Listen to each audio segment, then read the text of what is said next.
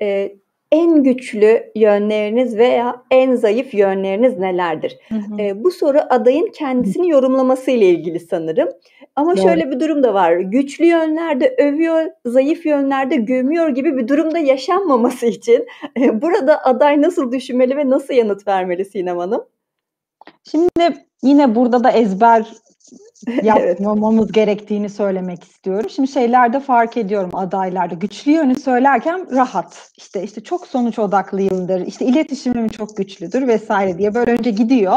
Sonra gelişim alanına gelince bir tereddüt. Çünkü şöyle düşünüyorlar anladığım kadarıyla adaylar. Hani o koltuğa da oturunca ister istemez. Ee, Gelişim alanıyla ilgili bir şey söylersen bu benim haneme Evet. eksi olarak yazılır. Herhalde öyle düşünüyorlar. Oysa ki bu soru hiç eksi yazılma ile ilgili bir soru değil. Yani tabii ki burada da Hı hı. tutup hani kimse hani en kötü halini de söylemiyordur illaki. Bir denge olmalıdır. Yani stratejik olacağız Evet. diye de gelişim alanımızı söylemekten kaçınmayalım. Burada anlamak istediğimiz şey şu. Kişi güçlü ve gelişim alanlarının farkında mı?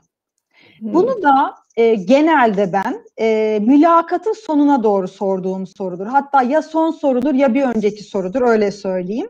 Çünkü o süreye kadar zaten aslına bakarsanız ben adaydan o temel yetkinlikler var mı yok mu diye almaya başladım.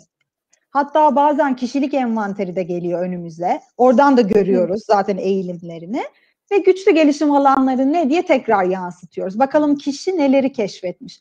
Burada da oldu ki bir gelişim alanınız var ve bu sizin eksi olduğunuzu gösterecek mülakatçıya. Ne yapabilirsiniz? Hı hı. Gelişim alanınızı söylersiniz. Ben bunu zaten işte şu deneyimimde şunu yaparken fark ettim. Ya da yöneticim bunu söylemişti. Ben de kesinlikle onunla antat kaldım.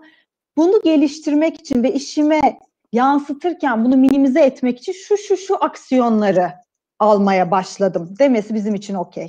Yani çünkü hepimizin gelişim Evet. alanı var. Öyle bir insan yok ki hepimiz her yönümüzle güçlü olalım zaten. Dolayısıyla aslında bunu bekliyoruz.